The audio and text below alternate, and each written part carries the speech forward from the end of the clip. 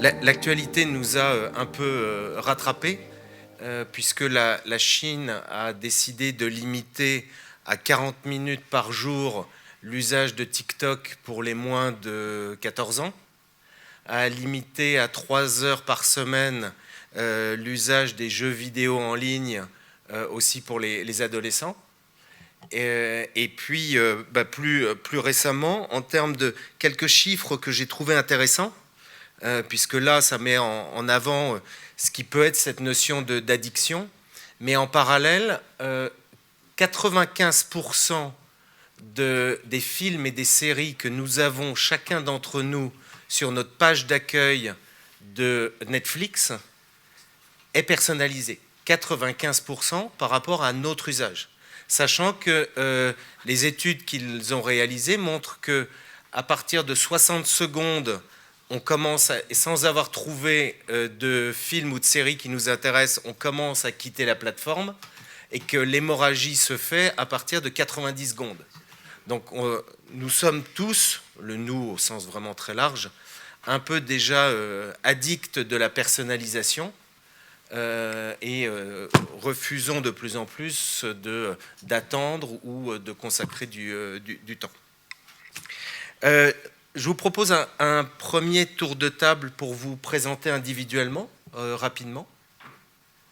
Stéphane. Alors, bonjour, ravie d'être ici, merci pour cette invitation. Donc, je suis Stéphane Broadbent, je suis professeure à l'École Polytechnique de Milan, où j'enseigne en fait l'anthropologie du numérique, en fait dans une école de design. Avant, j'étais dans un département d'anthropologie, où de nouveau, j'enseignais l'anthropologie du numérique. Et donc, je m'intéresse et j'écris depuis quelque temps autour de l'attention. Merci. Bonjour, Fabienne Billard. Alors, je fais de la communication digitale et en fait, depuis 10 ans, j'ai recréé une activité grâce au numérique et aux plateformes, plutôt professionnelles d'ailleurs. Et depuis, je fais donc de la communication sur les réseaux sociaux. J'accompagne des dirigeants dans leur influence et quelques interventions de ce type-là. Donc, mon parcours professionnel et social est intimement lié au numérique depuis une dizaine d'années. Dominique Boulier, je suis professeur de sociologie à Sciences Po, et linguiste aussi, mais ça fait 40 ans quasiment que je travaille sur le numérique spécialement, et j'ai enseigné beaucoup en école d'ingénieurs, donc je dis ça parce que la culture mixte est assez importante dans cette affaire, et les questions d'attention, ça fait depuis 2006 que j'ai commencé à publier dessus, et donc maintenant on a un certain nombre de connaissances assez bien établies quand même sur l'affaire. Michael Storin, psychologue, psychanalyste. J'ai fondé il y a 20 ans l'Observatoire des mondes numériques en sciences humaines. Et je dirais que j'ai été un peu novateur dans l'idée que j'ai même utilisé des jeux vidéo pour soigner des enfants et des adolescents. Et je viens de créer, donc là il y a 2 ans, l'École des héros pour soigner des jeunes souffrant de problématiques, entre autres liées à l'addiction aux jeux vidéo en ligne. Merci. Je voudrais faire un deuxième tour de table rapide sur votre perception individuelle du sujet de l'économie de l'attention et de l'addiction. En quelques mots, avant qu'on rentre dans un peu plus de technicité. Sachant que vous, comme vous voulez. Donc, oui. N'hésitez pas à rebondir en même temps sur les propos des uns et des autres. On essaie d'avoir une table ronde qui soit vivante. Donc n'hésitez pas. Oui, donc je pense qu'il y a, comme M. Boulier, je m'occupe d'attention depuis quelques temps, et ce qui est intéressant, c'est que tout d'un coup, c'est devenu vraiment une thématique importante, présente, et cela, je pense, peut-être parce qu'on a une perception, disons, au niveau sociétal, qu'il y a un certain malaise autour de cette question. Je veux dire, c'est devenu conscient qu'il y a un malaise et qu'il y a une sensation que quelque chose ne va vraiment pas complètement. Et donc, ce que je trouve intéressant, qu'on commence à avoir de plus en plus, si vous voulez, de ce type de débat pour affronter la question qui est extrêmement complexe. En fait, dès qu'on veut essayer de passer du côté analytique, de dire, bon, on analyse le problème au côté propositif, qu'est-ce qu'on peut faire, on verra, je pense, dans cette discussion qu'on tombe rapidement dans des grandes complexités de type juridique, éthique, etc. Alors, je peux plutôt témoigner personnellement parce que ça fait une dizaine d'années que je suis sur les réseaux sociaux et qu'effectivement c'était un engouement à l'instar de nombre d'entre nous.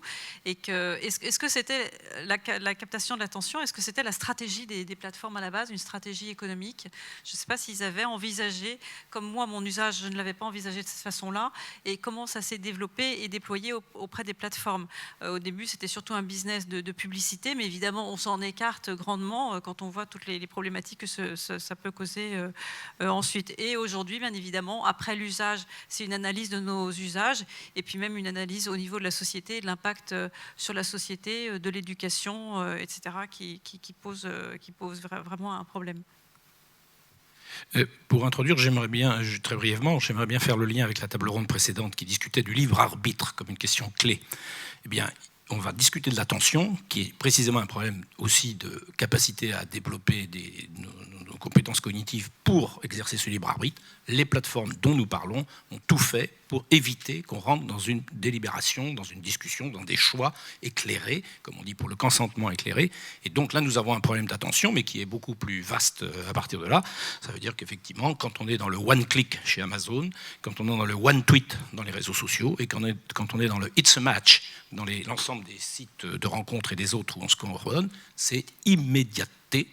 Donc zéro capacité de délibération et de résolution de problèmes, etc. Et donc il n'y a plus de libre arbitre. Donc c'est bien là le problème qui est lié, lié évidemment à l'économie de ces plateformes qui, elles, ont tout intérêt à éviter cette problématique-là. Oui, alors j'ai envie de dire que, au fond, la captation de l'attention, ça fait tellement longtemps. Toute œuvre d'art cherche à capter l'attention. Et je dirais que si on réfléchit sur la dimension addictive, je différencierais ce qu'il en est d'un produit addictif dans le sens de sa qualité, comme une excellente série, on a envie de la terminer. Sauf qu'à un moment, il y a une fin, dernier épisode, et les éléments addictogènes qui sont véritablement liés à cette idée d'empêcher l'utilisateur à un moment d'avoir son libre arbitre. Mais au-delà, je pense qu'on va y venir, c'est surtout, puisque je viens de publier un livre qui s'appelle « Les réseaux asociaux » où je critique ouvertement aussi le contenu. C'est la problématique pour moi, c'est un moment, c'est l'appauvrissement qui devient désespérant de ce qu'on observe sur les réseaux sociaux. Voilà.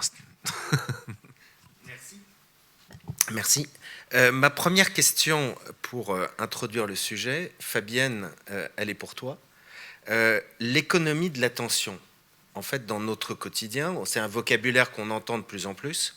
En fait, concrètement, qu'est-ce que c'est? Comment ça se traduit dans notre quotidien à tous? Je ne pensais pas déployer tout un speech sur le sujet. Comme je le disais en incipit, je pense que c'est quelque chose qui s'est mis à jour au fur et à mesure de nos usages et qui se voit aujourd'hui comme effectivement un potentiel fabuleux d'exploitation pour les plateformes. Et évidemment, quand on voit les chiffres, j'ai noté plusieurs chiffres, quand on voit que l'intelligence artificielle de Facebook récupère des trillions de données l'intelligence artificielle réalise des trillions de données pour réaliser 6 millions de prédictions de comportement à la seconde.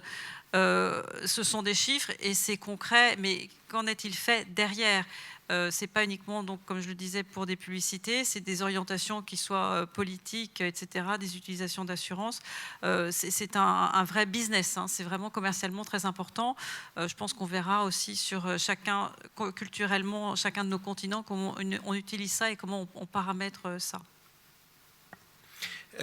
Vous évoquiez l'un et l'autre le fait que le démarrage des plateformes et de l'usage de la data avait été fait surtout dans une démarche de publicité, plus qu'une volonté d'aller sur une logique d'économie de l'attention. Dominique, est-ce que... Mais on peut difficilement dissocier les deux, mais il faut bien voir quand même que ces plateformes-là ont commencé à se monétiser seulement à la fin 2000, donc 2008-2009, que ce soit Twitter, Facebook, YouTube, et en plus il y a les mêmes personnes quelquefois qui sont passées de l'une à l'autre. Et donc les modèles économiques qui ont été développés à ce moment-là ont consisté à trouver un ressort pour valoriser, monétiser l'audience qu'on avait, mais pas la monétiser à la mode de l'audience qu'on connaît dans les masses médias, où en réalité, on ne sait pas exactement ce qu'on calcule parce que les gens sont passifs. Mais là, on a le clé de l'affaire qui rend le business très attractif pour les marques, c'est de dire vous avez une audience qui est active, qui réagit. Donc, ce n'est pas seulement le reach, comme on dit, ou fait l'extension, le fait que vous pouvez arroser un grand public, c'est surtout le fait que vous pouvez avoir un taux d'engagement élevé. Donc, à partir du moment où on rentre dans ce modèle-là, il faut donc faire réagir tout le monde et valoriser, du point de vue avec les algorithmes que l'on a, valoriser tout ce qui va accroître encore cette viralité, cette capacité à réagir. Et c'est ce que fait tout simplement Twitter, quand par exemple il fait des trending topics, donc il ne mesure pas la popularité, il mesure l'accélération de cette popularité. Et avec ça, donc vous avez un effet de boucle qui s'auto-alimente, qui fait que du coup tout le monde a encore plus l'attention focalisée là-dessus. Et tout ça sert effectivement à générer des revenus, mais de façon incroyable. C'est-à-dire que c'est quand même 75% des revenus de la publicité en ligne sont captés par Google et Facebook. Et ça, tout ça en 10 ans, vous voyez un petit peu. Donc, et la puissance de frappe de ces firmes, une fois qu'elles ont ça, elle est appuyée, et comme vous l'avez très bien dit, effectivement, sur une quantité de calculs, de corrélations et de clusters qu'on essaye de transformer en profils, etc., qui vous permettent de prétendre personnaliser quelque chose à partir de là. On aura l'occasion peut-être d'en discuter. En réalité, il n'y a aucun travail qui est capable de montrer la performance de cela. Mais les marques y croient. Ça suffit. Ça suffit, vous voyez. Donc tout ça, ça s'auto-alimente. Et au bout du compte, on a effectivement une force de frappe qui régule et qui stimule, plutôt que réguler, qui stimule notre attention en constamment, puisque c'est les propos les plus choquants qui, de fait, génèrent la plus de réactivité, y compris pour les critiquer. Donc on ne se rend pas compte que quand on critique, quand on fait, quand on repartage pour critiquer, eh bien, de fait, on alimente la boucle. Donc nous sommes pris les uns et les autres dans cette sphère, dans cette spirale, de réactivité qui empêche précisément la délibération, la discussion, l'examen ou la résolution de problèmes en se disant oui, on peut discuter tout cela, ce que les journalistes étaient supposés faire à notre place. Mais maintenant, nous avons court-circuité les journalistes de fait, et donc ça se fait à toute vitesse, quoi. Il y a eu, en effet, je me rappelle, fin des années 90, il y a eu une baisse de profit de la part des plateformes qui n'arrivaient pas à récupérer, donc il y avait un petit peu une chute. Et ce qui a régénéré, ce qui a relancé vraiment leur modèle économique, c'est ce discernement, se dire on va pouvoir utiliser les informations des utilisateurs utilisés, donc comme on le disait tout à l'heure, et de toutes leurs informations qui permettent d'affiner un service et de leur proposer quelque chose qui va être adapté à leurs demandes et à leurs besoins. Et c'est là où ça a complètement relancé la machine et à notre insu, parce qu'évidemment, ce n'était pas le deal de base, où du coup, les datas qui sont collectives reviennent à un business personnel et mercantile de ces plateformes. C'est peut-être là aussi où il y a des sujets. Oui, c'est vrai que ça repose la question de la prédictibilité de l'humain, puisqu'au fond, les algorithmes travaillent sur la prédictibilité. Et étrangement, d'autant plus avec mon métier, l'être humain est tout sauf prédictible. Et c'est vrai que, heureusement d'ailleurs, et je pense que j'ai peur, parce qu'au fond, lorsqu'on dit que l'algorithme n'est qu'un outil, je suis d'accord, mais ce n'est pas qu'un outil. Sa conception même, c'est-à-dire 0-1, définit l'être humain comme quelqu'un de binaire. Même si on peut y mettre énormément d'entrées différentes, ça repose la question de l'outil en lui-même, même si bon, c'est l'outil que nous utilisons, et même avec les moteurs quantiques, je crois qu'il n'y a que Google qui, d'après, je crois, un ordinateur quantique qui, en effet, travaille sur énormément d'entrées différentes en même temps, néanmoins, repose profondément la question de l'humain face à ces algorithmes qui, en effet, vont, on le sait, le concept de bulle algorithmique, et d'ailleurs, ayant eu l'occasion, il y a presque 1 an et demi, 2 ans, à parler avec la directrice des affaires publiques de Facebook, qui, comme vous le savez, pour éviter les rapports haineux entre les gens, ont créé ces nouvelles formes de bulles, puisque nous vous présentons des gens qui pensaient comme vous, en gros. Et c'est très inquiétant, parce que justement, qu'en est-il de la différence, c'est-à-dire non pas le 0,1, mais le 0,12, je ne sais quoi, quelque chose qui permette à l'individu de se différencier. Et c'est vrai qu'on ne se rend pas vraiment encore compte des effets terriblement insidieux que ça peut avoir sur notre société, dans notre démocratie, dans la capacité à penser autrement et à valoriser la différence comme une manière d'être avec les autres. Je peux aussi bien sûr. Non, il y a deux livres. Bon, évidemment, celui que peut-être vous connaissez de Shoshana Zuboff sur le surveillance capitalisme, et un livre plus récent de Nick Couldry de London School of Economics, que je crois que s'appelle Data, le colonialisme de data, qui en fait les deux portent un peu le même. Bon, c'est des analyses assez différentes, mais ils arrivent à la même conclusion, c'est que le modèle, disons, de l'économie de l'attention n'est pas intrinsèque à la technologie elle-même. C'est-à-dire que fondamentalement, il y a eu un certain parcours qui a été fait, alors que souvent c'est présenté comme une espèce de... Bon, il n'y a que cette route, c'est comme des contraintes de la technologie. Non, il y avait beaucoup de routes possibles, il y avait beaucoup de business models possibles. Il y en a un qui est celui qui est en train de... mais qui est discutable et qui est questionnable, etc. Mais je pense que c'est important de se le rappeler toujours, parce que je crois qu'on est souvent dans une logique, bon, ça ne peut qu'être comme ça. Bien sûr, il y a des équipes derrière qui sont mandatées pour créer justement des likes comme en 2009, etc., des équipes de recherche.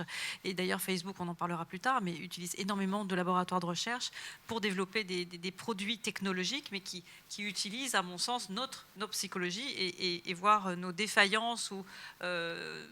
enfin, défaillance, c'est peut-être pas le bon terme, mais psychologique. Et c'est là où ils sont très forts. Nos faiblesses psychologiques. Oui, alors après, on touche à un autre problème, c'est la question, puisque le terme de cognitif a été abordé, et la psychologie cognitive est une psychologie qui résume l'être humain parfois, hein, même si le terme d'émotion est apparu très tardivement. Avant, ils appelaient ça la boîte noire, et que justement, c'est une manière de percevoir l'être humain avec des fonctionnements, finalement, qui ressemblent pas toujours à la problématique de l'être humain, qui est parfois son ambivalence, qui est quelque chose qui est très contextualisable et très complexe à analyser. Mais c'est évident que la question en effet, de se dire d'un choix de modèle économique et en même temps de se rendre compte que au bout d'un moment, la question c'est qu'on ayant travaillé sur ce qu'on appelle la relation entre une mère et son bébé, ce qu'on appelle le terme d'accordage affectif, où on se rend compte que c'est sur la variation d'un même thème que le bébé aime, mais en même temps a besoin de nouveautés. On se rend compte étrangement que lorsque vous scrollez un fil, on se retrouve à peu près dans cette même situation, c'est-à-dire une variation sur un même thème avec une quête de nouveauté, mais qui fait que finalement on est remis dans une position très régressive, très très régressive, et plus on avance dans les réflexions sur nous, ce que nous sommes face aux réseaux sociaux, parfois on s'interroge si la matrice, Matrix finalement n'est pas aussi quelque chose qui est en train d'exister d'une certaine manière dans ce processus de régression dans lequel on nous met. Oui, et donc c'est important de considérer que ce que dit Michael n'est pas seulement une réflexion philosophique profonde et à laquelle j'adhère, mais qu'elle est en même temps équipée très précisément dans le design des plateformes, quoi. Alors Stéphana et moi, on a travaillé depuis longtemps sur ces questions de design d'interface et d'expérience utilisateur, comme on dit. Et moi j'avais créé les User Lab en France, mais surtout celui de la Cité des Sciences, et on a travaillé justement à analyser avec de l'eye tracking, etc. Donc on faisait des sciences cognitives, désolé Michael, mais... Je suis très ouvert. Et donc on travaillait effectivement à analyser la façon dont les signaux sont perçus et à quel niveau de l'activité cognitive ils sont perçus et comment un design d'une page peut transformer effectivement votre parcours oculaire ou votre décision de cliquer ou pas. Mais ça on le faisait nous dans l'époque. Je me souviens sans doute de Stéphana, on pensait qu'on le faisait pour le bien du public, dans le sens où en disant on va améliorer les pages et faire en sorte que les gens se soient plus fluides et puis qu'ils trouvent plus facilement ce qu'ils veulent, etc. Mais, et comme vous l'évoquiez, mais c'est au début des années 2010, après cette monétisation, c'est créé ce qu'on appelle aussi la captologie, avec Fogg à Stanford par exemple, qui en a fait un usage qui consistait à dire maintenant on sait comment garder le client, le garder chez nous. Et non seulement le garder, mais exactement comme tu dis, c'est-à-dire le garder et en même dans les habitudes, et en même temps le choquer pour qu'il continue à réagir, parce que sinon il s'endormirait carrément, donc c'est pas très intéressant pour la pub. Et donc tout ce double modèle-là, il se marque dans des designs très précis. C'est pour ça que les limites de la régulation ou du discours politique qu'on peut tenir sur ces réseaux, il atteint vite ses limites si on ne rentre pas dans le détail de la façon dont c'est fabriqué. Et pour ça, prenons l'exemple de Twitter, le seul fait d'avoir un message qui est maintenant à 240 caractères. Mais ça, c'était déjà ça. On réduit délibérément, et ça circule plus vite, évidemment. On fait des hashtags, donc des thématiques, des concepts, voire même des ontologies, si on veut, elles se réduisent à des hashtags. Ça circule aussi beaucoup plus vite. Et puis on a effectivement le bouton retweet qui est extraordinaire. Donc vous n'avez pas à décider, à vous poser des questions sur... Vous réagissez, vous retweetez, tout ça. Ça n'existait pas avant 2009, par exemple, le bouton retweet. Et donc vous retweetez. Et à partir de ce moment-là, vous amplifiez tout ça. Et j'ai parlé tout à l'heure des trending topics. Donc quand vous avez un système qui est conçu très précisément dans l'interface, je ne parle pas là encore des algos, par contre, de corrélation et de construction des clusters et de profils, mais il n'empêche que c'est quand même quelque chose qui est très très puissant et qui a été emprunté par tout le monde. Et on a donc les métriques de ce qu'on appelle les vanity metrics, les métriques de vanité, là. Le terme est magnifique, je trouve. C'est-à-dire que vous vous dites combien de gens m'aiment, si vous voulez. Donc, combien il y en a qui ont cliqué, combien qui ont partagé, etc.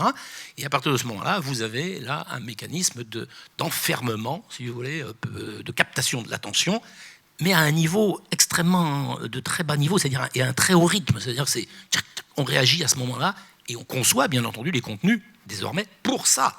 Puisque c'est ça le problème, c'est que ça a un effet sur les types de contenus que vous allez publier. Si vous êtes une Instagrammeuse ou un YouTuber, vous apprenez très vite qu'il y a des choses qui obtiennent des gros scores et d'autres qui n'en obtiennent pas. Et donc, vous allez, comme n'importe quel média qui fait sa publicité, là c'est pareil, c'est de la publicité personnelle et vous orientez dans ce sens-là. Et du coup, ce que disait Michael est vrai, c'est-à-dire qu'après le débat général, il s'effondre, puisque précisément on est encouragé pour avoir de la visibilité, à produire des contenus qui vont choquer, qui vont faire réagir, qui vont faire rire aussi, bien entendu, mais tout cela c'est de la réactivité et ce n'est plus de la réflexivité ou du débat. On est vraiment dans un système à ce que j'appelle à haute fréquence, quoi. D'accord. Est-ce qu'on peut approfondir justement ces leviers qui captent et conservent notre attention et qui, au final, créent cette addiction? Moi, j'ai listé, mais je te laisse, Stéphana, si tu veux, j'avais listé carrément plusieurs éléments. Non, vas-y. Au fur et à mesure, parce qu'en fait, il y en a plusieurs. Il y a notamment les notifications qui sont l'une des fonctionnalités les plus stressantes des smartphones, parce qu'évidemment, on voit des petits points rouges, donc ça nous pousse à les ouvrir. Dès la 10e seconde, d'une autre façon, dès la 10e seconde sur les réseaux sociaux, on a un stimulus qui est réactivé pour nous remettre, pour nous maintenir finalement en alerte, parce que sinon, notre cerveau redescend à plat. Il y a aussi un système de récompense intermittente, ça c'est très intéressant, où une certaine fois on est déçu, ensuite on est émerveillé, finalement il y a une interaction comme ça, il y a des changements de récompense qui nous permettent également de nous maintenir en alerte avec une part d'incertitude finalement. Il y a aussi une notion qui était intéressante, c'est sur les signaux d'arrêt, c'est-à-dire qu'on est sur un flux continu, on scrolle effectivement, et même quand on regarde une série, à la fin d'une série, il y a plusieurs épisodes, on s'arrête. Quand on lit un livre, il y a des chapitres. Quand on lit un journal, il y a également des paragraphes, alors que sur le flux, on est en format non-stop. Sauf si nous, de notre réflexion, on s'arrête et on décide de s'arrêter. Et comme le disait alors Tristan Harris, qui est le directeur du Centre de la technologie humaine aux États-Unis, qui nous indiquait que notre cerveau primitif reptilien nous amenait à regarder les dangers. Quand on est sur une autoroute, on voit un accident, on s'arrête, on regarde, et finalement Facebook crée des accidents toutes les 10 secondes, histoire de nous maintenir également en alerte. Donc c'est très concret, et effectivement les gens qui ont inventé ça regrettent un petit peu sur ces fonctionnalités qu'ils ont mises en avant sur les réseaux sociaux. Pardon, Stéphana. Oui, je voulais justement parler de ce regret, celui qui vient de mentionner Dominique Paulier aussi. En fait, parce que souvent, quand on essaie de penser à la régulation, on pense à la régulation des... Donc, quand on essaie de penser à une régulation sur ce type de design addictif, on évoque souvent ce qu'on appelle les dark patterns, comme une espèce d'exploitation malévole et justement de certaines de nos biais, etc. Donc, je pense qu'il y a cet aspect-là. Je pense qu'il y a un certain type de design qui, effectivement, exploite au mieux certaines de nos faiblesses en utilisant un peu, comme disait, il y a un très beau livre justement sur l'addiction des slot machines, quelques-unes de ces éléments-là. Mais à côté de ça, il y a aussi ce que Dominique venait d'évoquer, c'est-à-dire le fait que pendant 20 ans, depuis le début du web, il y a eu énormément de personnes qui s'occupent d'interfaces, qui ont essayé d'une manière assez, disons, bien intentionné de lisser au maximum l'expérience. C'est-à-dire que, et au début, justement, l'idée, c'était de lisser pour le rendre plus accessible. Je me rappelle très très bien, c'était le problème. On avait 3% des personnes online.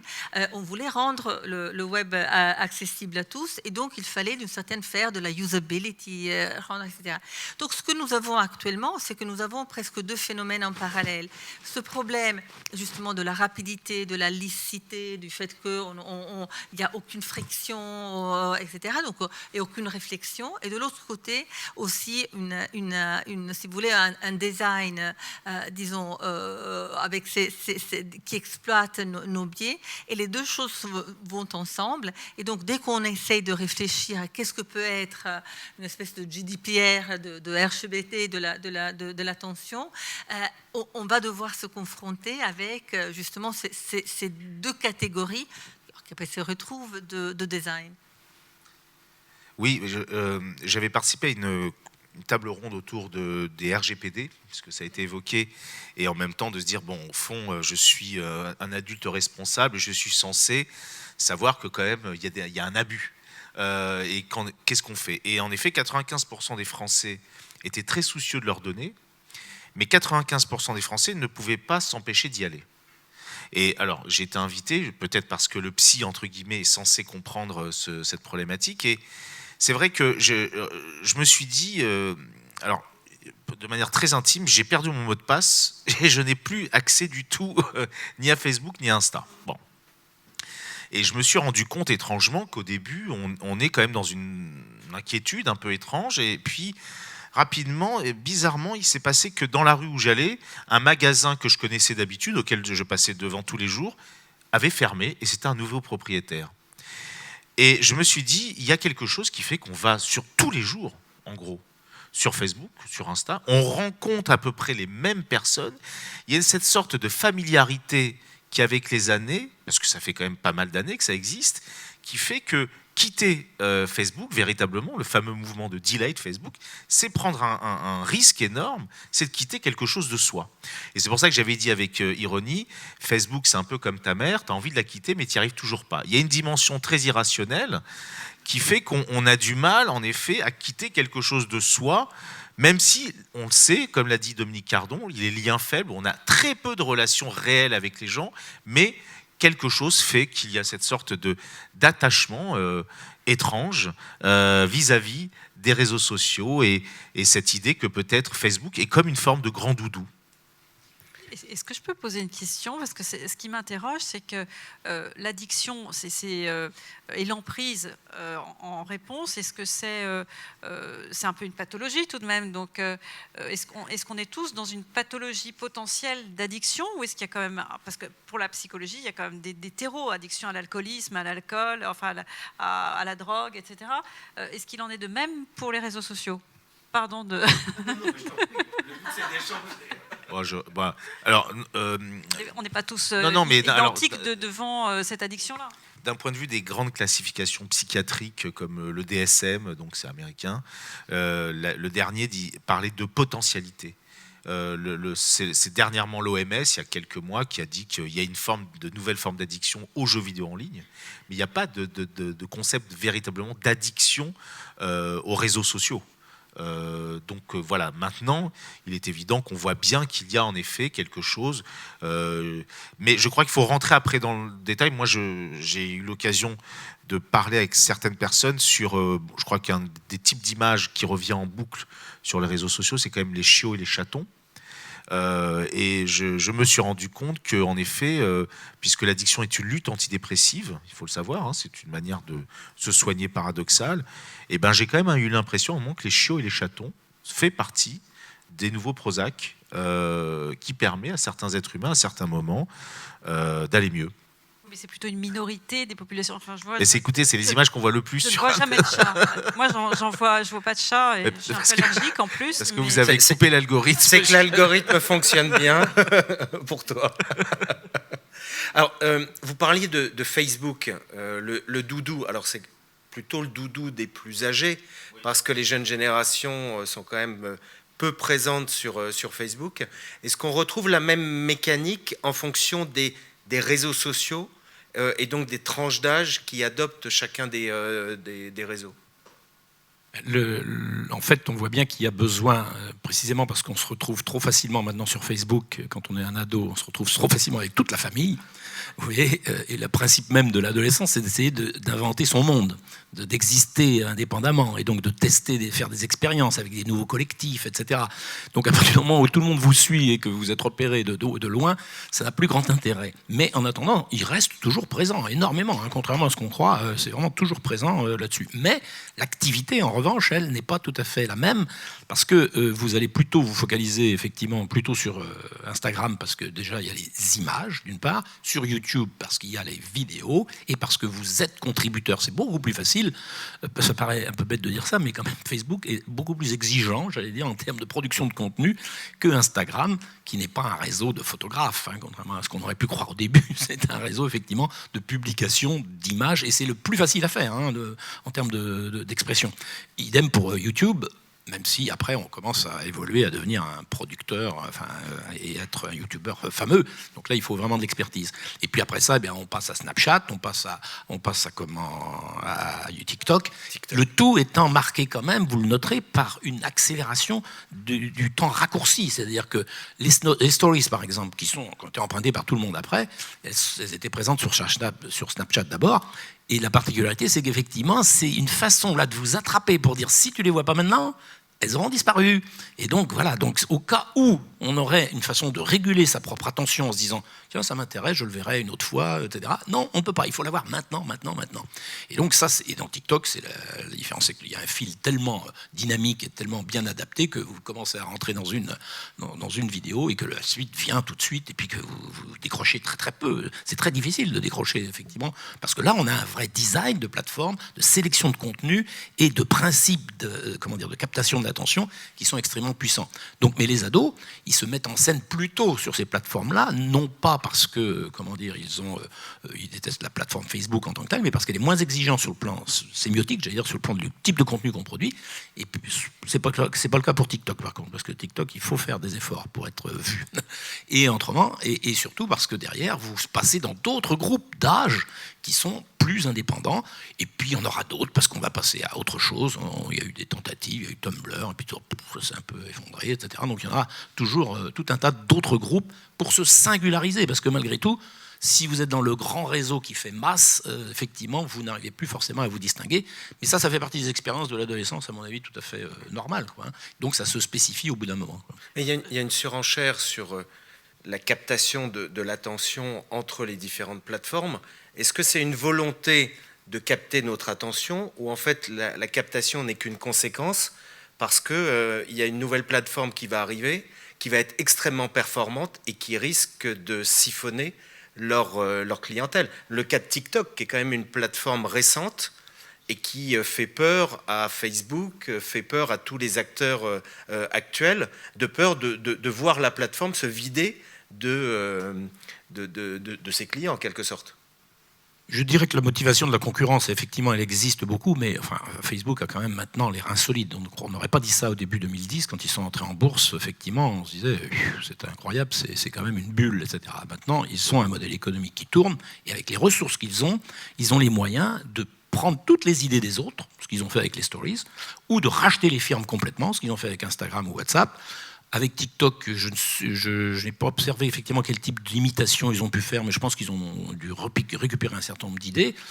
Et après tout, c'est pas forcément absolument vital pour eux d'être le seul réseau social de ce point de vue-là, du moment qu'ils sont celui qui capte le maximum de publicité. Parce que n'oublions pas que les autres réseaux sociaux, y compris Snapchat par exemple, n'ont pas un niveau de monétisation, ou Twitter même, de monétisation qui est le même. Donc, du moment que vous récupérez 75% de la publicité, vous savez, avec Google, avec YouTube, ça roule quand même, hein. En tant qu'observatrice justement des comportements, disons, sur diverses plateformes et tous les canaux de communication, il y a une chose qui est claire depuis 20 ans, c'est que rien ne se perd. C'est-à-dire qu'il y a un ajout. C'est-à-dire, c'est pas parce que justement les jeunes utilisent plutôt TikTok qu'ils abandonnent complètement Facebook. C'est pas parce qu'ils utilisent Instagram. En fait, les choses sont cumulatives et pas exclusives. Alors, effectivement, il y a peut-être quelques mouvements temps un peu plus, une intensité, etc. Mais il faut qu'on soit consciente que justement, il y a toujours une espèce d'élargissement. Donc oui, on a perdu peut-être le fax, on a perdu peut-être justement Tumblr, comme ça. Mais les choses s'ajoutent. Et ça, c'est important aussi par rapport à la question de l'attention, le fait qu'on bouge tout le temps. Donc la captation, moi, je n'arrive pas à la voir comme un phénomène intrinsèque seulement à une plateforme. La captation, c'est l'ensemble, si vous voulez, qui capte. Et c'est ça et le problème, c'est quand l'ensemble fonctionne avec le même modèle économique, avec le même principe de captation, là, c'est problématique. Parce que si tout le monde... Parce que si on avait des alternatives, des solutions alternatives, OK, je passe une demi-heure, 3/4 d'heure sur Instagram, tant pis, mais parce que j'ai d'autres choses. Si tout marche comme ça, si toutes mes alternatives sont comme ça, alors là, nous avons, c'est au moins un problème plus sérieux. Je crois qu'au-delà des publications, et ça rejoint ce que vous dites, c'est-à-dire au-delà de la publication sur Facebook, effectivement, de la mise en valeur de soi-même, Facebook a eu cette force d'être là tôt. Et moi, mes enfants qui sont de grands enfants continuent à utiliser Facebook bizarrement. Effectivement, ce n'est pas pour poster du tout, mais en revanche, ils ont des groupes pour trouver des colloques, pour trouver des jobs, pour trouver des stages, pour trouver du babysitting. Et ils l'utilisent évidemment pas du tout, enfin comme moi, c'est-à-dire quasiment pas du tout, mais en revanche, ils conservent des groupes ou d'anciens étudiants ou d'anciens copains qui constituent des groupes, mais pour leur transition sur leur vie professionnelle. Et ils restent absolument présents là-dessus. Et c'est vraiment la force. Et là, c'est la force de la communauté, c'est-à-dire que Facebook a su créer une communauté qui est ancrée, où, pareil, on part pas parce qu'on a quelques personnes de sa famille, on lâche pas sa famille comme ça. Je peux réagir à cette notion de communauté parce que je pense, et là, de nouveau, je rejoins Dominique, le problème, c'est qu'ils ont quand même créé des plateformes qui sont tellement simples, d'une certaine manière, que ça devient presque la seule possibilité. Et j'ai beaucoup travaillé avec les groupes de patients, et c'est ahurissant. Vous avez des groupes de patients de maladies rares ou d'autres choses qui donc se joignent ensemble pour échanger des informations, etc. Et souvent, vous les retrouvez sur WhatsApp, qui est tragique, parce que les informations se perdent alors qu'il y a des choses intéressantes à suivre, ou sur Facebook, de nouveau, qui n'est pas du tout structuré pour pouvoir faire ce type de collecte, mais simplement parce que c'est des plateformes simples, connues, etc. Et aussi, ce que je veux dire, aussi parce qu'il y a eu tellement peu d'investissements sur d'autres modèles de plateformes qui auraient pu être une alternative, avoir un autre modèle. On a tellement peu investi là-dedans par rapport à d'autres que, honnêtement, les alternatives, elles sont pénibles. Et à chaque fois qu'on essaye de trouver d'autres plateformes, c'est difficile, c'est laborieux, c'est compliqué, les gens ne les connaissent pas. Oui, c'est vrai que moi, j'approuve cette idée que, avant d'ailleurs que Facebook crée des groupes, Doctissimo avait un succès fou avec ses forums, et ça a été véritablement un outil où là, je trouve qu'Internet remplissait véritablement cette fonction de servir l'être humain dans sa capacité à envisager l'autre comme un autre semblable, puisqu'au fond, des communautés de patients, et ça a été vraiment très intéressant. Je me demande si c'est Mark Zuckerberg qui a eu cette idée. Parce que Mark Zuckerberg, vous avez eu une interview de lui, où on montre qu'il a un vrai problème d'empathie. Mais vraiment, alors, certains évoquent qu'il y aurait une forme de trouble du spectre autistique, comme d'ailleurs Elon Musk et Bill Gates, ce qui est étrange. Et donc, c'est vrai que je pense que Facebook, entre guillemets, le premier modèle Facebook, c'était le cerveau de Mark Zuckerberg. Non, mais véritablement, je pense qu'on est rentré dans son cerveau, ce qui est assez inquiétant. Et donc, c'est vrai que, d'autant plus dans cette philosophie très californienne, mais en même temps, oui, des gens ont pu dire, oui, Marc, ça serait peut-être bien que tu fasses des forums pour que les gens puissent avoir des rapports un peu plus empathiques les uns avec les autres. Et donc, c'est vrai qu'on se rend compte là-dedans à quel point le design, la construction est aussi profondément lié à une philosophie qui n'est pas simplement la captation de l'attention, elle est aussi liée aux valeurs. Parce que nous sommes dans une société qui est celle de la performance, de la réussite, de l'individualisme, et c'est ce que nous montrent ces réseaux sociaux, tout de même. Et je peux vous dire, moi qui travaille beaucoup avec les adolescents, j'ai dirigé la cellule psychologique des Skyblogs, je ne sais pas si vous vous souvenez, pendant 6 ans. J'ai appris énormément de choses. Un adolescent n'avait pas un blog, il en avait au moins 4-5. un adolescent est un être multifacette. Chacune de ces facettes se mettait en scène et en fin de compte, les clics des autres venaient confirmer ou infirmer. C'est ce qu'on appelle la quête identitaire, la construction identitaire de l'image de soi à l'adolescence. C'est peut-être une des raisons pour lesquelles les adolescents vont avoir plusieurs réseaux. D'ailleurs, c'est marrant parce que moi, Snapchat, je croyais que la question le fait que ça disparaisse, c'était plutôt par rapport, oulala, faites attention à votre réputation. Au moins, ça disparaît. C'est-à-dire plutôt dans l'idée il fallait avoir un espace caché. Mais donc, c'est vrai que moi, je suis inquiet parce qu'en effet, les valeurs qui sont prônées dans certains de ces réseaux sociaux captent une attention, mais qu'il y a une culpabilité, comme la publicité. De ne pas être à l'image, ça active du désir, mais aussi de la culpabilité. Et quand même, il y a une réalité, il y a un chiffre très concret, puisque maintenant, peut-être que vous le savez, ce sont les 18-35 qui font le plus appel à la médecine esthétique. Ce n'est pas les plus de 45 comme pendant longtemps. Donc on voit les effets quand même collatéraux dans un monde bien réel. Oui, alors je pense que Michael, tu as raison de rappeler le cerveau de Zuckerberg dans l'affaire pour qu'on se rende compte quand même qu'on a l'infrastructure collective de discussion publique, etc., qui couvre 2 milliards 800 millions selon les comptes de Facebook, parce qu'on ne peut jamais les vérifier en plus, hein, mais bon, on va les croire. Donc 2 milliards 800 millions de personnes, de comptes, avec sans doute des robots et tout ça, puisqu'ils en éliminent régulièrement. Mais cette infrastructure-là, qui capte toute la publicité, qui capte l'attention, qui capte les médias eux-mêmes qui veulent y aller, etc., elle est née d'une expérience d'ado pour draguer les filles, enfin pour les noter, etc. Donc, voilà. Et américaine. Et sa thérapie. C'est son cerveau et sa thérapie. Oui. Pour socialiser. Son rapport aux femmes. Et le problème, c'est qu'on voit bien que dans toute cette période-là, en 2004 et puis en 2008, donc 2009, il y a la monétisation, mais dans toute cette période-là, où a-t-on discuté un minimum des principes d'une infrastructure comme ça, parce qu'y compris ça peut se comprendre, parce qu'on n'imaginait pas qu'il allait prendre ce pouvoir. Hein. Mais quand même, quand on commence à se rendre compte de cela, où est-ce qu'on a, quel est l'espace, quelle est l'arène, comme on dit en sciences politiques, où on peut discuter de ces sujets-là? Quel type de régulation on pourrait leur apporter, mais aussi à l'intérieur même, quel type d'institutions ils peuvent créer. Or, il ne faut pas oublier une chose, c'est que quelqu'un comme Zuckerberg, comme la plupart des gens de la Silicon Valley et puis de cette génération-là, sont d'inspiration libertarienne, d'une part, et d'inspiration qui consiste à essayer de réduire toutes les régulations, quelles qu'elles soient, et en vantant, je reprends toujours l'expression qui est celle que John Perry Barrow avait lancée quand il donnait l'acte d'indépendance du cyberespace en 1996, mais qui est appliqué réellement dans les instances de décision d'Internet, l'IETF, la partie technique, ou l'ICANN qui gère les noms etc. Eh bien, c'est le principe qui s'appelle Rough Consensus and Running Code. Donc ça veut dire qu'on ne prend pas de décision. Il y a ce qu'on appelle les requests for comment, donc vous faites des commentaires, et puis ça se discute, et puis au bout d'un moment, il y a comme un consensus. Bon, alors voilà, ça passe comme ça. Et puis derrière, vous avez, pendant ce temps-là, il y a le running code, c'est-à-dire il y a des gens qui codent, qui testent des choses, et puis quand c'est passé, je vais employer une expression de psychanalyse, je dis effectivement, c'est du passage à l'acte, quoi. C'est-à-dire que, hop, on s'y est mis, et puis après, ça y est, c'est trop tard, c'est-à-dire c'est rentré dans la machine. Et puis, du coup, que fait-il? La dernière étape de cela, c'est l'époque de Zuckerberg depuis 2018, c'est oups, excusez-moi.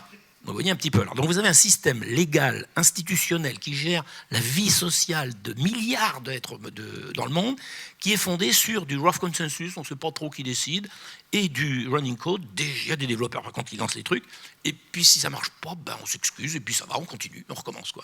Donc vous voyez un petit peu la faiblesse. Et là, on est un peu dans la tête de Zuckerberg, c'est-à-dire que je pense qu'il n'a aucune idée de ce que c'est qu'une institution, de ce que c'est que des règles qui donnent des places à chacun et qui sont dont on peut faire une discussion contradictoire, ce qui est le principe du droit, là, zéro. Alors il a essayé de masquer l'affaire en créant effectivement l'Oversight Board qui cherche à montrer qu'il y aurait une instance régulationnelle qui régule tout ça.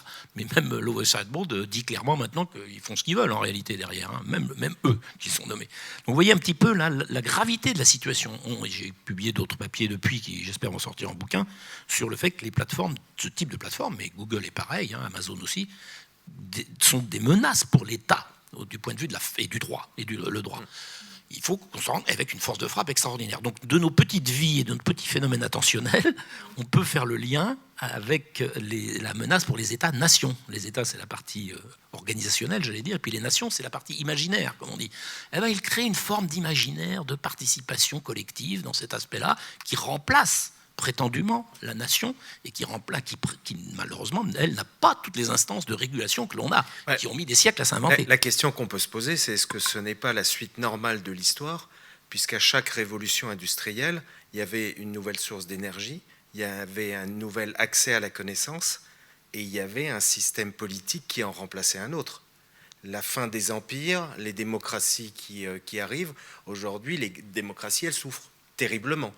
Et il y a un système qui, lui, est global avec ces acteurs-là, et les tensions commencent à se créer. On voit en Chine, avec la reprise en main par le gouvernement chinois des grandes plateformes, le sujet qui est en même temps aujourd'hui au cœur de l'actualité aux États-Unis, avec des volontés de reprendre en main et de faire en sorte que les plateformes cessent de prendre des domaines qui sont des domaines normalement de l'État. Je crois qu'il faut être vigilant parce que nos cultures, la culture occidentale et américaine ne sont pas pareilles. Quand tu vois effectivement la structure politique qui promeut l'entreprise aux États-Unis, ils sont très soutenus. Toutes ces plateformes et toutes les entreprises sont très soutenues aux États-Unis. Et jusqu'à quel point ils sont inquiets justement de la perte de la démocratie. On l'a vu un petit peu avec le Capitole. Mais sinon, est-ce que c'est véritablement, est-ce que c'est aussi fort que nous, notre vision à nous? Je ne suis pas certaine. Nous, on est inquiets, mais je ne suis pas certaine que les Américains soient ont le même prisme que nous par rapport à ce qui se passe avec leurs plateformes et leurs réseaux sociaux. Je peux dire, si vous regardez certains des documents, par exemple la dernière de l'EU, par exemple sur l'intelligence artificielle, une proposition par rapport à une approche, si vous voulez, du risque de l'intelligence artificielle, donc une catégorisation du risque, un potentiel, donc c'est un document de consultation, mais une proposition. Il a des éléments intéressants, etc. Mais quand même, je pense que le chapitre, le paragraphe 2, c'est il faut quand même qu'on soutienne l'innovation. Donc, je ne ferai pas... Oui, évidemment, on a une relation à la régulation qui est différente des États-Unis, mais il y a quand même un engouement général occidental autour de l'innovation qui fait si que, justement, le running code est propre à Facebook, mais je pense que propre à notre société en général, we run with it. On veut une innovation très, très rapide. Et je pense qu'un des problèmes justement de l'aspect juridique, c'est qu'il est beaucoup plus lent du running code. C'est-à-dire il y a toujours 10 ans de retard parce qu'il y a justement cet aspect délibératif, cet aspect qui est tellement important, qui est le propre de toute décision. Alors, la particularité quand même... Dominique, je lancerai à une autre... Allez-y, mais après je lance un autre sujet. Juste pour répondre sur cette question-là, en réalité, je pense que c'est un peu l'inverse. C'est-à-dire que, et ça rejoint un peu ce que dit Stéphana, c'est-à-dire que quand on voit par exemple le débat sur le Digital Service Act, l'Union européenne, dans le projet qu'elle a lancé en décembre 2020, dans l'article 6, dit clairement que les plateformes resteront, et en particulier les réseaux sociaux, mais resteront des hébergeurs et non pas des éditeurs. Donc ça, c'est quelque chose qui est décisif, parce que la responsabilité, elle est où? Et donc les Européens font un choix de dire non, ok, on vous laisse hébergeurs, ce qui est extrêmement pratique. Effectivement, il n'y a pas de responsabilité, c'est impeccable. Par contre, aux États-Unis, on a quand même une discussion sur le Safe Tech Act, qui est une discussion actuellement de la même façon, qui lui imagine, y compris, de remettre en cause ce qu'on appelle l'article 230 de la loi de 1996, qui de fait imposerait de changer ce régime-là où ils étaient aussi hébergeurs. À l'époque, ça s'expliquait parce que si vous étiez fournisseur d'Internet, vous n'allez pas être responsable des sites web qui utilisent votre plateforme. Mais là, maintenant, c'est plus la même chose, c'est que vous êtes éditeur et ils passent leur temps à éditer, d'ailleurs, à supprimer des comptes, à interdire ceci, des publications. Il y a trop de nus, il y a trop de ceci. La violence, c'est un détail, par contre, ça, c'est pas très important. Et donc, des choses comme ça. Donc, tous ces éléments-là, c'est quand même le signe qu'il y a là une faiblesse, une réaction, je dirais, des pouvoirs publics, en l'occurrence, y compris américains, qui ont été soumis à quoi? À Cambridge Analytica. C'est-à-dire que quand on a commencé à montrer que ces réseaux sociaux-là allaient remettre en cause leur propre statut, leur propre pouvoir, leurs propres règles de système électoral, alors là, c'est terminé. Là, ça ne marchait pas. Avant, tout le monde était d'accord pour laisser faire le business ou l'innovation, mais là, ça suffit. Là, il ne faut pas toucher à nous, quand même. Il ne faut pas tout toucher à nous. Donc, c'est seulement à ce moment-là que les décideurs, ou les hommes politiques en particulier, se décident à réagir. mais c'est déjà un peu tard, parce que la puissance de frappe est déjà là, quoi. Donc, mais je pense que les Américains, de ce point de vue-là, sont sans doute assez... C'est beaucoup plus contrasté qu'on pouvait le dire, quoi. C'est pas... J'aimerais qu'on aborde maintenant les mécanismes psychologiques, en fait les conséquences de cette addiction. Stéphana, l'attention sociale. Oui, alors souvent quand on parle en fait d'attention, on pense justement au processus individuel, le fait de contrôler son attention pour contrôler justement l'agentivité, etc. Il y a un autre aspect, il y a un autre volet, si vous voulez, de ce qui est l'attention, c'est ce qu'on appelle l'attention conjointe ou l'attention sociale. Je me permets un petit pas en arrière. En fait, au cours du développement de l'enfant, il y a un moment vraiment critique qui est celui de la capacité de se joindre à l'attention d'autrui. Autour d'un an, en fait, vous voyez, l'enfant commence à pointer un objet. Et ce qui est intéressant, c'est pas le fait qu'il pointe, mais c'est le fait qu'il tout d'un coup il regarde les yeux de sa mère ou de son interlocuteur. Et qu'est-ce qui est en train de se passer là ? C'est ce regard-là qui est important. C'est que c'est le moment où l'enfant se rend compte que l'autre peut avoir un contenu mental différent du sien et qu'en fait, avec un geste communicationnel, en fait, on peut se joindre ensemble à cet objet d'attention.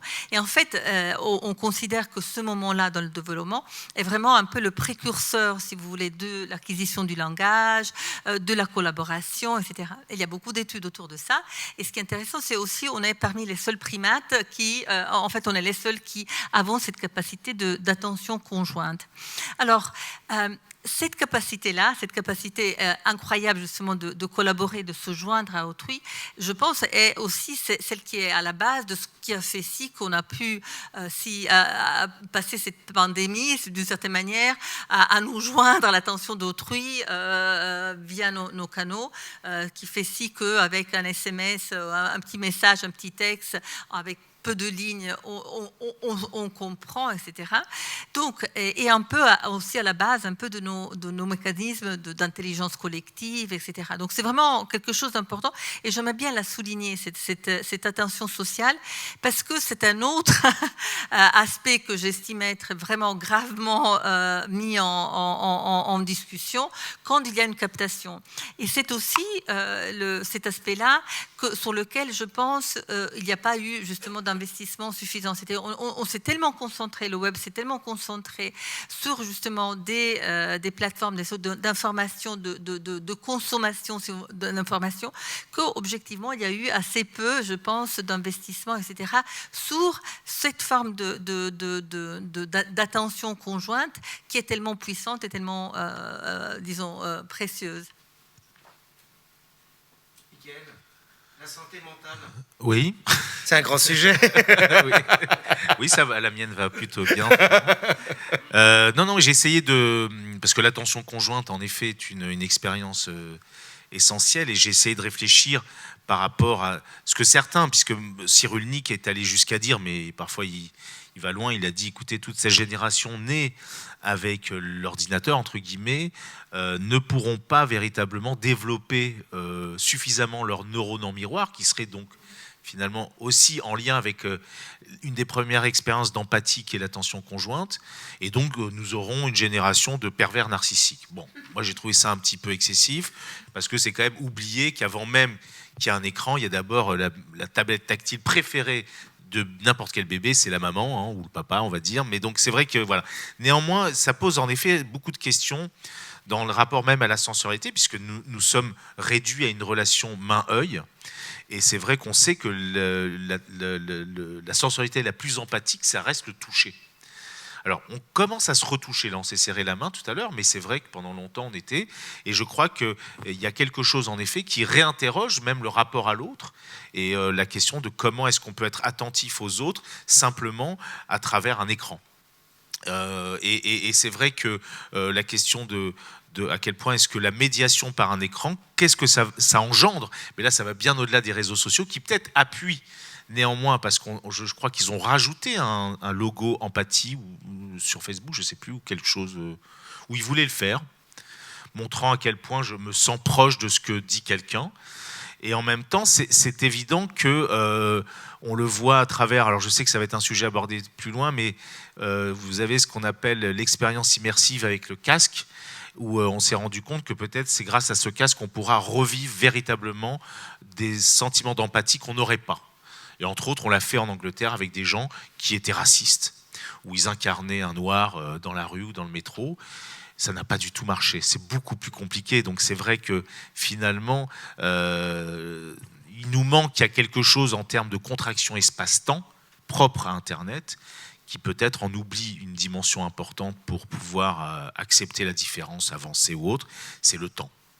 C'est le temps, et c'est quelque chose qui justement est mis à mal aussi dans notre rapport à l'apprentissage, à la réflexion, à la communication, et en effet peut-être dans notre rapport à l'acceptation de la frustration, voire même, comme disait Stanislas Dehaene, c'est en se trompant qu'on apprend. Et je pense qu'il y a peu de place pour l'échec d'une manière globale.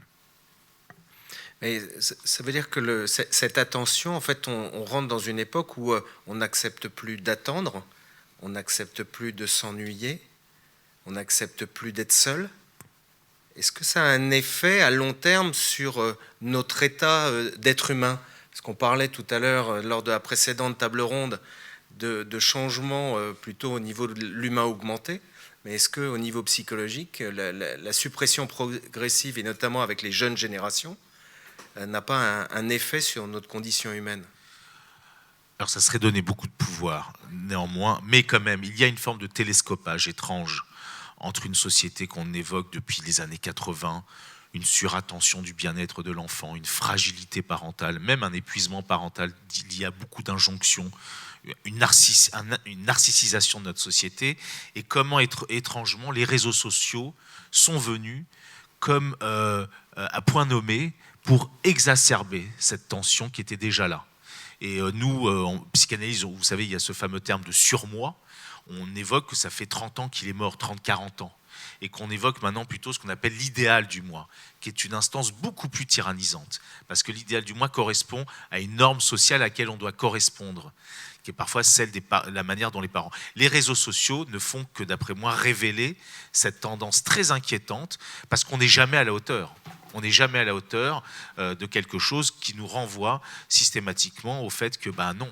Et donc, c'est ça peut-être, la frustration, l'échec, tout ça, ce sont des valeurs qui n'existent pas. Et vous voyez, je termine là-dessus, TikTok, j'aimais bien parce que moi qui travaille beaucoup avec les ados, c'était peut-être un des seuls lieux, entre autres en Saint-Jean ou en faisant des playbacks autour d'une chanteuse qui s'appelle Billie Eilish, que la question des sentiments négatifs pouvait enfin être abordée.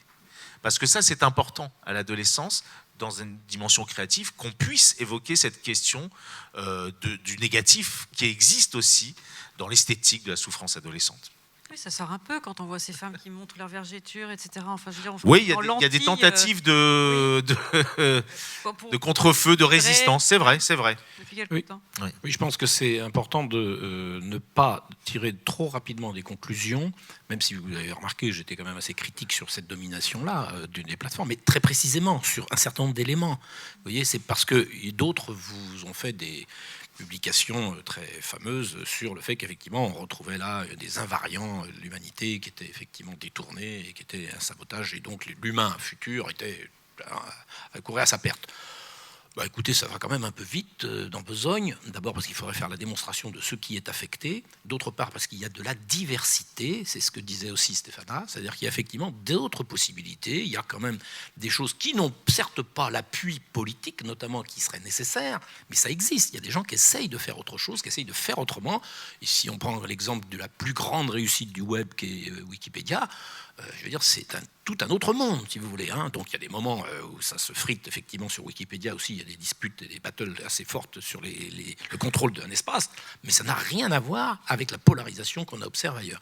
Et cette polarisation-là, c'est pas tout d'un coup des invariants de l'humanité de Sapiens qui tout d'un coup remonteraient comme ça. Non, c'est qu'il y a un contexte très précis et des démarches stratégiques, économiques, de design, etc., qui nous mettent un peu sous pression de cette façon-là. Et bien tout ce qui a été fait là, en 10 ans seulement. Alors attendez, en 10 ans, de dire qu'on va avoir, je suis d'accord avec toi, de dire après ça qu'on a des conclusions sur l'avenir de l'humanité, il ne faut pas exagérer. Par contre, si on est totalement dans la fatalité comme ça, parce que derrière ça, c'est un discours de fatalité. C'est-à-dire après, il n'y a plus rien à faire. C'est exactement ce que disait Stéphana. Et donc à partir de là, on a en revanche, si on identifie bien les leviers d'action, eh bien, on peut en réalité pousser, y compris quand on est des pouvoirs publics, y compris quand on est des concurrents, et pousser d'autres choses. Je vante toujours auprès de mes étudiants le pluralisme des solutions techniques. Il n'y a pas de fatalité de ce point de vue-là, mais c'est vrai qu'il faut reconnaître qu'il y a des rapports de force un peu différents. Donc, si on veut faire autre chose, il faut savoir où agir et de le faire plier ces plateformes d'une part, et puis l'innovation, la faire émerger ailleurs, d'une autre façon. Mais je suis persuadé que là, on atteint un moment, justement, où là, ça vacille, parce que c'est terminé. Là, ça a été trop loin, sur tout un tas de plans. Donc, on va commencer à se dire qu'il faut rattraper quelque chose et réguler un peu ça d'une façon ou d'une autre. Et donc, je suis beaucoup moins inquiet, malgré la critique que je fais de ce système-là, je suis beaucoup moins inquiet sur des perspectives à très long terme, parce qu'on ne peut pas en dire grand-chose, quoi. Alors, dernière question avant de prendre les questions du public. Concernant l'univers professionnel, parce qu'on a beaucoup parlé de l'impact sur l'humain, mais dans un contexte plus personnel. Le Covid, le fait de développer plus l'usage d'outils numériques, la distance, est-ce qu'il y a une autre forme d'addiction ou une autre forme d'attention qui s'est développée? Alors, c'est peut-être un peu tôt encore pour en parler. Alors, moi, ce que je peux dire pour avoir travaillé sur ces questions-là, y compris en entreprise, il faut bien voir que par exemple, tout ce qu'on a évoqué en termes de régime, ce que j'appelle moi de régime de l'alerte, c'est-à-dire que vous devez être tout le temps sur le pont et de réagir, etc. Donc on réagit aux notifications, comme vous disiez. Eh bien, quand vous êtes dans des régimes de management dans les entreprises, qui sont justement sur être tout le temps sur le pont, montrer qu'on est là, qu'on réagit, etc., il n'y a pas besoin du numérique pour ça, hein. Ça se fait dans une autre logique. C'est dans une logique, effectivement, de montrer toujours les meilleurs signaux de réputation pour les investisseurs, etc. Donc, il faut être hyper réactif. Ça crée des environnements très, très difficiles dans certaines entreprises, pas dans toutes, mais dans un certain nombre. Mais la tendance, elle est quand même un peu comme celle-là. Et évidemment, quand vous êtes équipé, ce système-là peut être amplifié par les réseaux sociaux, par exemple. Évidemment, tout le monde est là sur WhatsApp et paf, et tout le monde doit réagir en pleine nuit, le samedi, etc. D'ailleurs, c'est quand même reconnu désormais dans la loi, effectivement, on empêche ce type de comportement, c'est considéré comme du harcèlement. Donc c'est très important qu'on a failli éventuellement l'amplifier encore avec ces réseaux sociaux. Mais ça n'empêche qu'effectivement, le principe même de l'accélération et de la haute fréquence comme cela, il n'est pas seulement lié aux réseaux sociaux, il est majoritairement celui de la finance, par exemple, qui effectivement fait du high frequency trading, mais il s'étend aux médias, moi c'est pour ça que j'appelle ça le réchauffement médiatique, c'est-à-dire que tout le monde est censé réagir à toute vitesse, etc.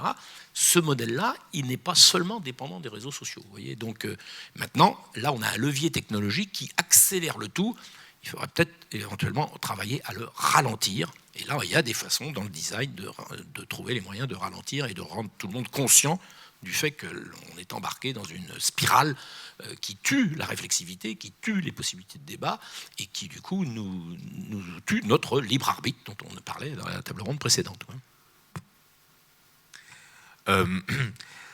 Au fond, ce qui nous est arrivé avec la crise du Covid et la surutilisation, et d'autant plus dans le monde de l'entreprise, c'était un peu la question du sentiment de présence à l'autre, entre autres, puisque finalement, on commence à voir que, d'ailleurs je pense que tout le monde l'a vécu ici, d'ailleurs on le vit encore puisque des gens nous regardent, qu'en est-il de la capacité de ressentir l'autre simplement à travers une image partielle de l'autre, et on commence à percevoir, même pour les lycéens, que la captation de l'attention, la mémorisation, tout ça sont mises à mal.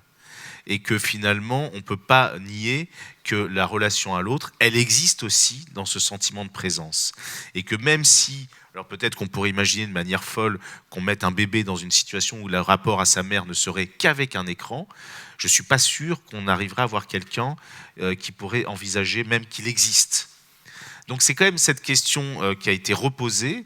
Évidemment, on veut favoriser la relation à l'autre par le télétravail, mais quand même, on a pu voir aussi des managers épuisés, parce que c'est compliqué de manager des personnes à distance. Et que finalement, même dans mes patients, il me disait, je suis très embêté parce que, au fond, il y avait quand même la machine à café qui nous permettait d'avoir ces moments informels où il était possible de se foutre de la gueule du patron, je ne sais quoi. Et en même temps, sur Zoom, vous pouvez envoyer des petits messages, mais il avait peur qu'un collègue puisse faire une capture d'écran, donc ça devenait un enfer de persécution. Donc moi, je crois profondément qu'au-delà, c'est-à-dire à quel point est-ce qu'on est enfermé dans une sorte de tendance avec laquelle on est en train de rompre d'ailleurs. Et puis aussi, quelles boîtes ont permis de se former justement à ces usages, hein, parce que ça a été très hétérogène. Je ne parle même pas de l'éducation nationale, mais et c'est là où c'est ennuyeux, en se disant qui a fait quoi pour justement accompagner ses collaborateurs à utiliser ça, et puis cette solitude aussi parfois, et la gestion de son temps et de la famille. On n'a pas beaucoup d'informations sur ce qui a été fait.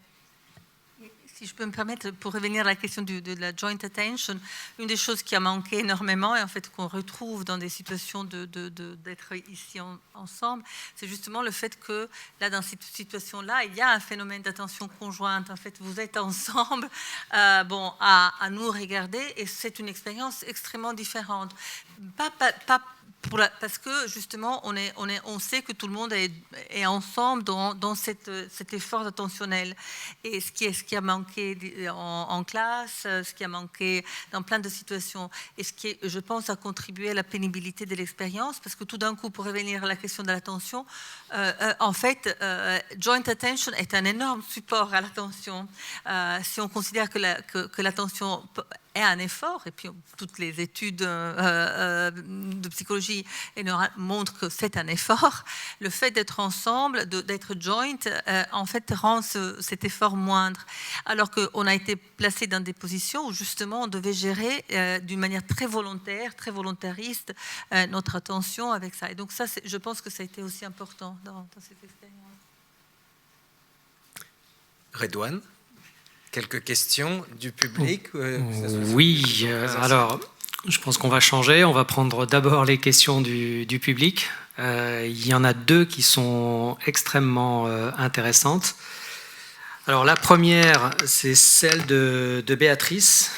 Alors elle précise Dominique, donc peut-être que les autres pourront répondre, mais en tout cas Dominique. Et elle réagissait par rapport à mon avis, à un propos en termes de menaces pour l'État. Et elle écrit: en quoi Amazon est-il une menace pour l'État de droit en termes de principe du contradictoire? Je vais essayer de relayer la question correctement. Par exemple, elle comprend bien pour Facebook, mais elle dit Amazon, moi pas comprendre. Oui, parce qu'on raccourcit nous aussi les énoncés. Hein. Donc, effectivement, Amazon, quand je parle d'Amazon, je parle à la fois d'Amazon Web Services, qui occupe quand même 30% de tous les marchés du cloud dans le monde entier, et qui a donc une puissance de calcul considérable. Et c'est quand même une infrastructure, j'allais dire, qui organise toutes les capacités de tout un tas d'entreprises, de services de l'État, et notamment qui délèguent leur capacité de calcul de cette façon-là. Donc il y a cet aspect-là. Et puis, donc ça, c'est un problème déjà, rien que ça. C'est-à-dire que là, les souverainetés des États sur leur capacité de calcul sont en question. Actuellement, ça devient un thème que... Ok, je ne dis plus rien, je me rends. Si Amazon pouvait nous laisser continuer à échanger, ça serait bien. D'accord. Et donc, il y a effectivement il y a le débat sur la souveraineté, il est présent, et Amazon est un des éléments qui entre en jeu dans cette affaire. Mais sur la question particulière que la personne évoque, je pense que justement sur la question du contradictoire, c'est l'aspect lié précisément à l'achat en un clic. Et j'en ai beaucoup discuté aussi avec des professions juridiques diverses et variées, on est quand même dans un contexte où, quand vous achetez, vous êtes supposé signer un contrat, explicite ou implicite, mais dans tous les cas, vous avez de fait un consentement que vous devez manifester à un moment ou à un autre. Et quand le système devient tellement sans friction, comme quelqu'un l'a dit, effectivement, sans friction, et c'est le but quasiment du marché idéal, quoi, hein, quand on a une vision idéale du marché, il ne devrait plus y avoir de friction. Sauf que la vie est faite de friction, je ne sais pas, elle ne fait que de ça. Et donc, si on veut atteindre ça, il faut éliminer effectivement tous les intermédiaires, tous les obstacles, etc. Et on aboutit à quelque chose qui rend impossible le contradictoire. C'est-à-dire que précisément, vous vous retrouvez pris dans une mécanique où vous avez signé une fois un accord, parce que vous trouvez que c'était quand même très malin d'avoir un clic, là, un achat en un clic, vous avez donné toutes vos données, et puis après, terminé, vous êtes pris dans cette mécanique-là, et vous n'êtes plus, évidemment, on comprend Amazon de son côté, hein, il ne va pas vous demander, mais vous êtes sûr que c'est vraiment ce produit que vous voulez, ou vous ne voudriez pas prendre un peu de temps pour réfléchir, etc. On dit non, ils ne sont pas maso quand même. Mais le problème, c'est que du coup, on doit faire revenir, comme on a par exemple dans le droit de la consommation, le fait que vous avez 6 jours pour... Alors Amazon l'exploite très bien en plus, il dit mais vous achetez comme vous voulez, et puis si vous n'êtes pas content, vous le renvoyez. Donc ils ont des stocks de produits qu'ils doivent détruire. C'est un gâchis, mais à tous les niveaux, c'est incroyable, parce que les gens achètent par impulsion, et ils le reçoivent, c'est pas ça, on l'envoie. Et donc vous avez des stocks considérables. Donc on a là quelque chose qui détruit l'idée même du consentement, y compris du consentement à payer, pour le réduire à son expression la plus automatique possible. Et là, vous avez un vrai problème pour l'ensemble des activités commerciales. Alors évidemment, tous les autres commerces qui demandent un petit peu plus d'efforts, et pourtant ils font tout pour le réduire, mais un petit peu plus d'efforts, mais là ils sont en cause. Et ça, c'est une façon de détruire, si vous voulez, la dimension contradictoire aussi. Très bien, merci. Alors une deuxième question, puis ensuite on passera à la salle. Alors une question, j'ai essayé de les regrouper. Pour la résumer, donc ça commence par « Devant l'incapacité de nombreux parents à modérer les addictions de leurs enfants, ne faut-il pas réglementer l'addiction au jeu ?» Alors Fortnite, je pense que tout le monde le connaît. Mais j'enchaîne sur les autres questions qui ont pu être posées, puisqu'on a parlé d'appauvrissement des échanges. Et donc, quand on parle des enfants, c'est quel risque pour le développement des enfants? Et on parle de responsabilité, donc une autre question qui consiste à dire, s'agissant d'un sujet de santé publique et de santé mentale des plus jeunes, pourquoi est-ce que le législateur n'intervient pas pour fixer des limites? Peur d'être éventuellement associé à une dictature ou simplement peur de la réaction violente que pourraient avoir les jeunes. Voilà. Déresponsabiliser les parents, enfin on est quand même là pour ça, pendant 18 ans à peu près, pour les élever, et également les instituteurs, mais je trouve qu'il y a déjà deux moyens là de bâtir une structure. Oui, alors, ce qui est vrai, c'est qu'il y a quand même, je ne sais pas si vous avez regardé le carnet de santé de vos enfants, mais il y a marqué pas de télé avant 3 ans, c'est marqué sur le carnet de santé. Vous avez eu comme ça un docteur en chef, on va dire Serge Tisseron, qui a créé ce qu'on appelle le 3-6-9-12. Il y en a, bon, alors moi, j'avoue que c'est ce qu'on appelle de la guidance, c'est-à-dire que c'est un message vertical qui dit aux parents ce qu'ils doivent faire ou pas, en fonction des écrans, puisqu'en effet, les écrans sont devenus quasiment un problème de santé publique. Je trouve ce complètement excessif. Personnellement, c'est un point de vue très personnel. Je crois qu'on en oublie une dimension très importante, c'est le contexte dans lequel on regarde un écran. C'est-à-dire que l'écran lui-même, si on en fait le coupable tout trouvé, c'est une économie d'une réflexion beaucoup plus compliquée, mais comme toujours, on veut vers la simplicité, de se dire, mais dans quel contexte je regarde un écran, dans quelle histoire, dans quelle famille, dans quel niveau socio-culturel, etc., etc. Et c'est qu'est-ce qu'on regarde sur un écran. Donc c'est vrai que pendant longtemps, je pense que ça a créé des clivages, ce qui arrangeait bien les ados, parce que plus les parents diabolisaient Fortnite, plus l'ado il adore, c'est assez banal.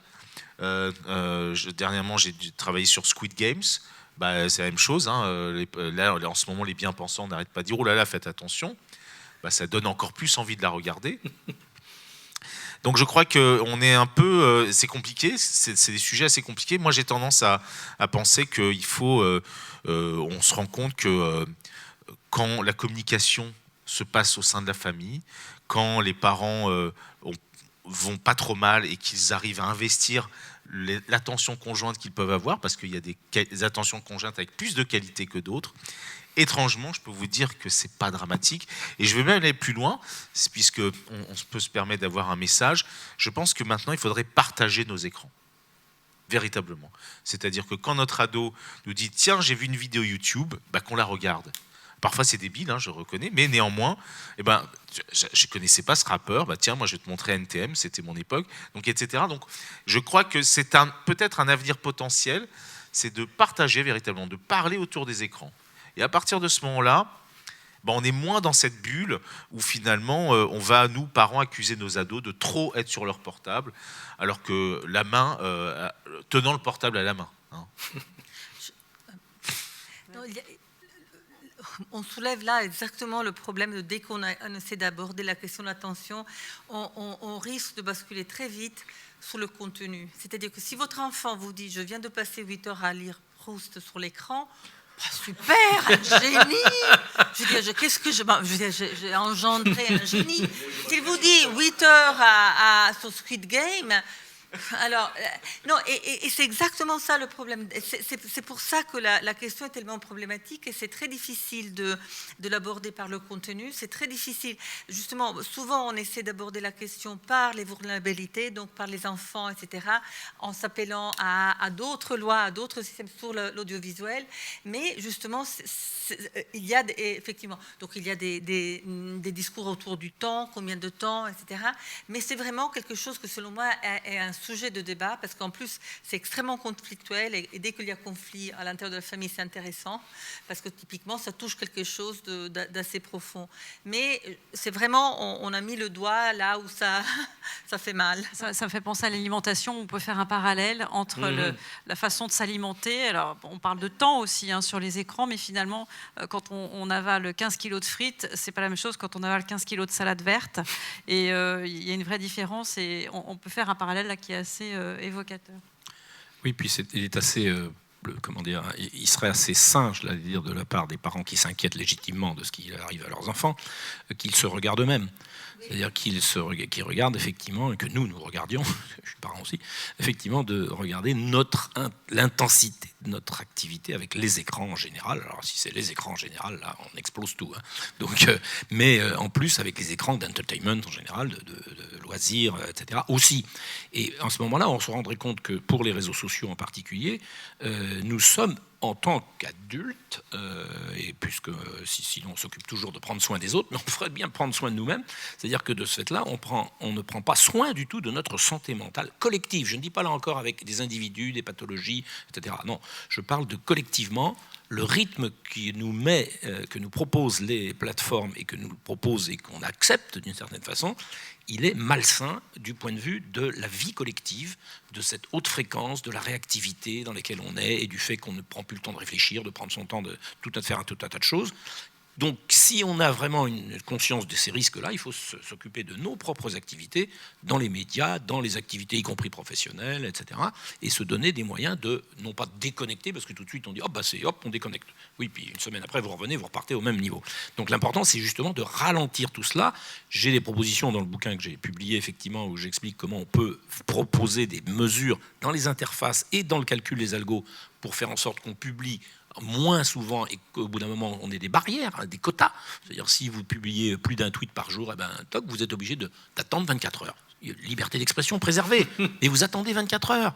Et alors, c'est ce qu'on a fait pour la sécurité routière, qui est devenue une cause nationale pour raison de santé publique aussi. Et c'est la même chose, je le prétends. Mentalement, nous sommes dans le même état d'excitation généralisée qui rend impossible un débat public correct et une éducation correcte de tous ensemble. Donc, et ce n'est pas empêcher l'expression, c'est juste la différer un petit peu, qui est le bas à bas du désir de différer un peu les choses. Ben oui. Et ben ça, il faut effectivement s'obliger à le faire et à monitorer, à contrôler un petit peu cette rapidité des réactions. Et ça se traduit dans des choix de design qu'on peut tout à fait imaginer. J'ai été interrogé il y a une petite année par une agence, alors c'est assez drôle parce qu'elle s'appelle Freud, une agence anglaise sur le concept de bonheur numérique. Bon, j'ai appris que c'était Google derrière. Ça faisait froid dans le dos. Et je me suis dit en effet que le but, on le sait, c'est de créer ce qu'on appellerait le bonheur numérique. Un bonheur très pulsionnel, peut-être, un bonheur d'un dégagement à peu près de notre rapport à notre propre corps même, etc. Et c'est vrai que c'est plutôt très inquiétant. Et je pense que dans toutes les histoires de problématiques d'addiction, s'il y en a une, c'est qu'on se rend bien compte que plus dans notre propre vie réelle, bien réelle, amoureuse, professionnelle, les choses vont plutôt bien, on va moins sur les réseaux sociaux. Je crois qu'il y a quand même aussi quelque chose de cet ordre. Et c'est vrai qu'en effet, le bonheur numérique est une forme de nouveau fascisme, d'après moi, de dictature un peu inquiétante. Et en effet, il y a quand même cette idée pendant longtemps d'imaginer que le numérique, c'était au service de l'être humain. Et ben on est en train de se rendre compte que c'est l'inverse. De plus en plus, nous sommes au service des réseaux sociaux. Je pense que pour reprendre la main, parce qu'on est acteur finalement, et moi j'aime bien notre responsabilité, ce serait redéfinir justement notre consommation à l'information, aux réseaux sociaux. Je vais sur Facebook, Twitter, combien de temps, pourquoi faire, et l'apprendre à nos enfants, et justement que ce ne soit pas dans un flux continu addictif, mais en revanche on reprend la main, et effectivement on est exemplaire aussi, on ne poste pas des photos de ses gosses quand ils naissent, enfin on fait le béaba, quoi. Non mais... Oui, je crois que c'est 60% des échographies, enfin des échographies sont présentes sur Facebook. Voilà. Pas mal. Merci. Oui, si vous voulez rajouter quelque chose. Juste sur cette notion de bonheur.